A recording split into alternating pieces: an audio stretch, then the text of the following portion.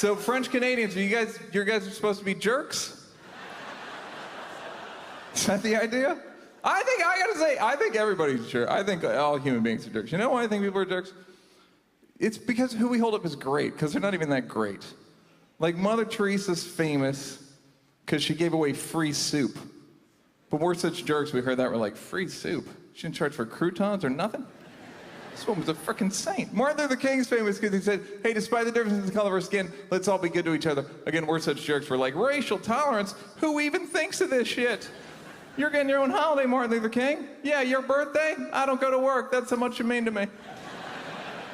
Jesus is famous because he said, treat other people the way you want them to treat you. We heard this, we're like, this Jesus is on some next level shit. We're gonna worship you, Jesus, and your dad. This doesn't end tonight, believe me. Necklaces, do you want it? T-shirts, you're my homeboy. We're gonna worship your mom, but not your stepdad, because fuck him for some reason. Yeah, like if aliens came down to Earth, they'd be like, who is this guy with the beard? You guys are so into, oh, his name's Jesus. He's from Nazareth. Really? What did he do that was so great? What he did that was so great was he told us to be nice to each other. This is recently? No, actually, this is a few thousand years ago. And no one else has said that since? No, one of the guy, black dude with the mustache, Martin Luther King, he said it too. All right, so let me get this straight. You guys are such jerks that in 2,000 years, only 2 of you went around saying, hey, everyone, let's be nice. Yeah, but I don't think that makes us jerks. All right, well, what'd you do to those 2? All right, we're jerks. Yeah, we're jerks, I try to tell you. I'm all gacked out on Jesus because I went to Catholic school for 12 years. Which, yeah, it's crazy. You go to Catholic school, everybody's first question when they hear that is, hey, Neal, did you get molested? That's a sign of a classy organization, isn't it? And to answer the question, no, I didn't get molested. I fucked a few priests. But I didn't get molested. I ain't no bitch, you understand? 8-year-old me, fucking priest. Forgive me, Father, you know why.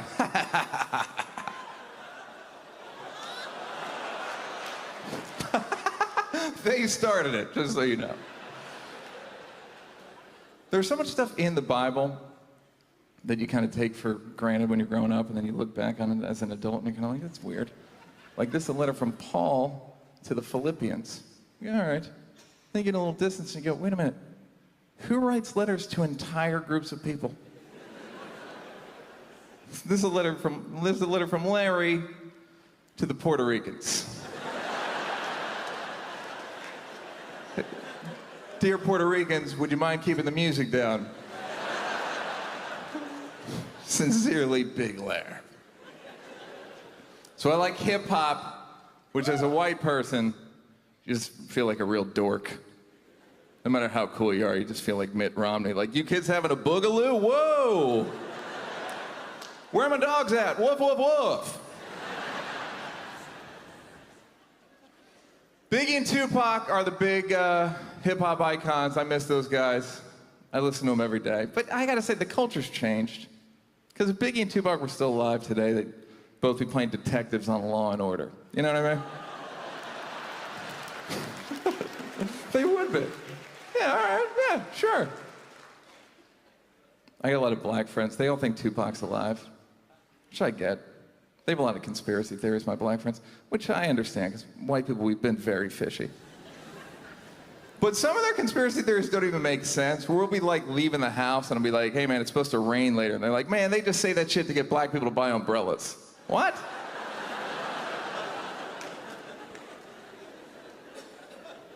I go to therapy. None of my black friends go to therapy. Ever. I don't even think there's like a black therapist in the world.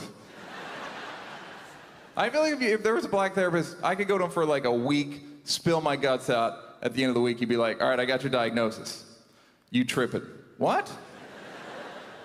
What should I do? You should stop tripping. Can you prescribe something? I can get some weed. Is that what you mean? Yeah. Everybody wants to be rich. I don't think people think it through very clearly, though, because if you get super rich and then you have kids, there's like a 98% chance your kids are going to turn out to be dickheads. And then you start to get older and die, and then you realize you got to leave money to these douchebags so they can buy cocaine and boats with your money. That's like, if I ever get super rich, if I have kids, they're nice, I'll leave them money in my will, but if they're dickheads, I got a whole nother plan. All right, here's the plan. I'm gonna gather my kids around my deathbed. I'm gonna be like, look kids, I'm gonna pay for my own funeral. Whatever's left over, you kids can split up amongst yourselves. And then I'm gonna have the most expensive funeral in the history of death. I'm gonna have like a platinum casket, my name written in diamonds on the side. Open casket, I'm gonna buy all kinds of movie props and demand to be buried in. I'm gonna be wearing like Humphrey Bogart's hat from Casablanca, Darth Vader's cape, I got Indiana Jones's whip in my right hand, Jimi Hendrix's guitar from Woodstock in my left. I'm wearing Rocky's boxing trunks. I got Dorothy's ruby red slippers on from The Wizard of Oz. Kids are gonna be like, we're up 15 million on the casket alone. Yeah, that's just the beginning. Then they're gonna hear, ladies and gentlemen, please welcome Jay-Z and Kanye West. Ball so hard, mother, find me. Those guys come out, they do the full Watch the Throne show, pyro, monitors, $5 million, standing ovation. Then Jay-Z's like, Neal couldn't decide who should say his funeral mass, then he realized there could only be one person. Ladies and gentlemen, please welcome the Pope. Here comes the Pope. I don't know what the Pope would say, but based on his outfit, it should probably be something like, boo.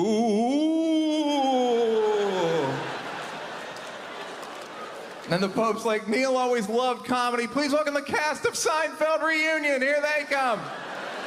George, Jerry, Kramer, Elaine. Kramer steps up. He's like, are Jay-Z and Kanye still here by any chance?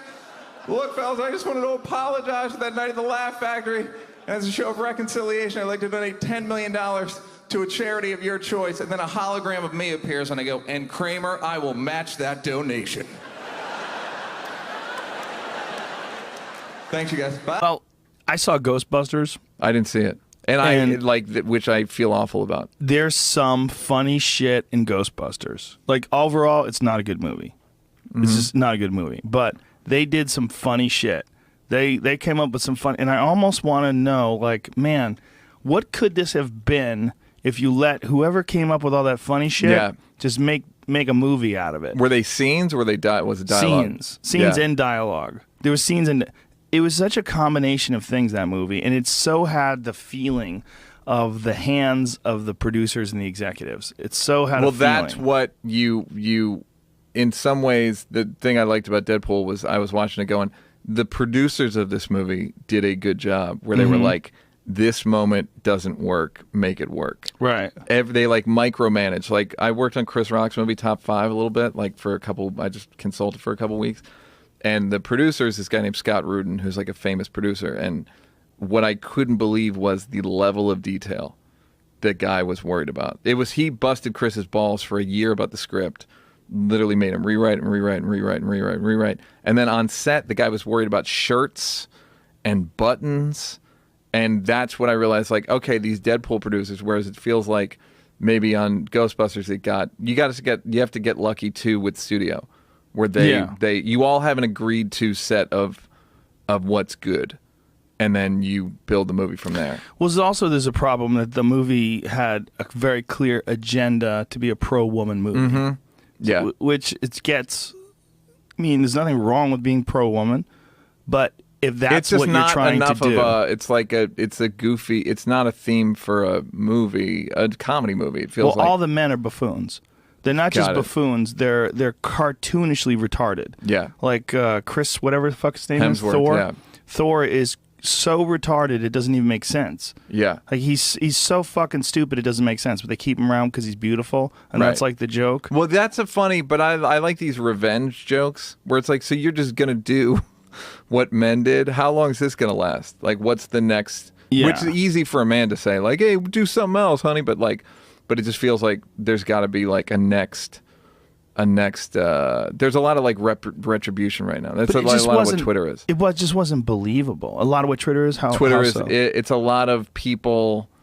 It's like digital lynch mobs of people, and that are rightly so. They'll go after people for saying something fucked up about race.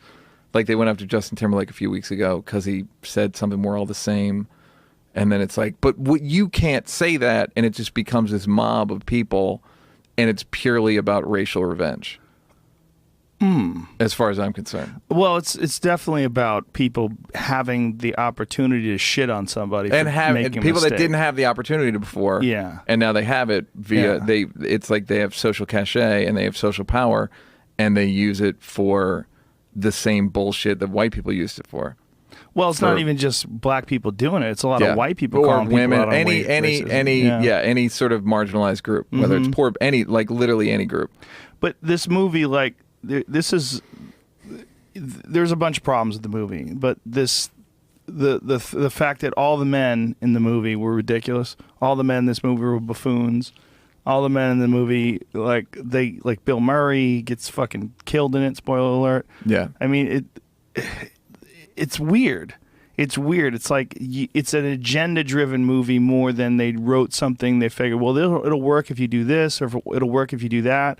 Like, they didn't even have romantic interests in the movie because men were just so retarded. Yeah. Like, the women didn't have boyfriends. They didn't have husbands. They didn't have, like, they had Chris Helmsworth. Yeah. But that's it. And he was just eye candy. Well, the thing I always tell people is when you're writing about a specific like for a long time, women in comedy movies were props, or they were like Andy McDowell always used to be like the love interest. Andy McDowell. And she was always just like this warm, sort of like vaguely disapproving. It's either like you're disapproving of the guy or you're approving to a fault. Because that's if there's a movie about a certain gender, it was usually men, the women in their lives, for the plot to advance, they'd either have to be for the plot or against the plot. Right. So then women started complaining like, well, you see us as these binary, goofy things, and obviously women in life are more complex than that. So now that women are starting to get their own movies and it's about groups of women, you see it's a writing problem. You're in a trap where the men in Bridesmaids were goofy as fuck. It was an Irish cop in Milwaukee. Tell me more, because I've never seen that in my fucking whole life. A guy who's just like, and Bridesmaids is a fucking masterpiece for the most part. Just that part, I was kind of like, wait, so he's a cop and he's got an endless appetite for wig, even though she's not interested and was dicky to him, but he'll take her back, whatever. And it becomes about, he's basically the only man in the movie, and it's kind of a goofy part. And it's because it's about a group of women, and that's just the purpose that men have in that plot.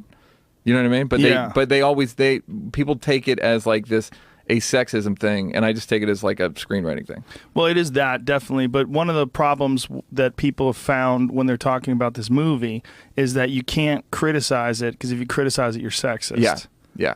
And no, it's not a good